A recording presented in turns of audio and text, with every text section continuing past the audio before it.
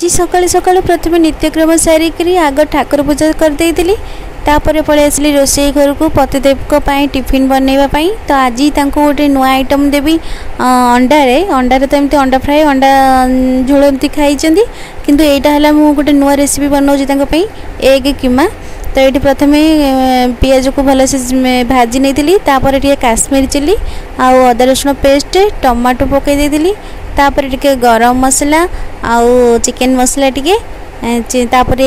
आउ कौन पकई आउ तो किसी पकईनी से बस ये दुईटा मसला ही पकई आ लुण हलदी यहाँ तो स्वाद हिसाब से लुण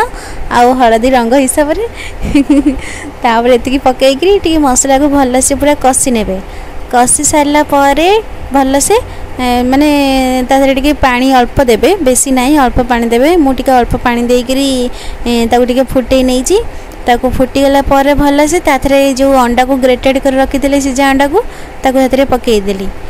से बढ़िया पूरा माने विश्वास करें अंडा झोल खाइबे ता टेस्ट अलग अंडा फ्राए करेंगे ता टेस्ट अलग किंतु आर टेस्ट सबुठारु नियारा माने पूरा हेवी टेस्टी आपको परोटा की रोटी सहित खाइबे बेसी ही टेस्ट लगे। और पतिदेवकर तो पखाल प्रिय तो सी तो पखाल सहित ही खाइबे।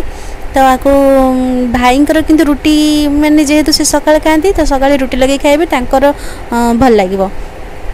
तो ये मोर ये टाइप सरीगला आ भाई ये आणिक आसिले माछ ये चिंगुड़ी माछ आनी ये चुना चुना माछ कौन जानी ताकू मु अल्प दुटा आग भाजी नहीं थी चिंगुड़ी की छेचिकी आउ अलग माछ बाछि तो पारिनी ना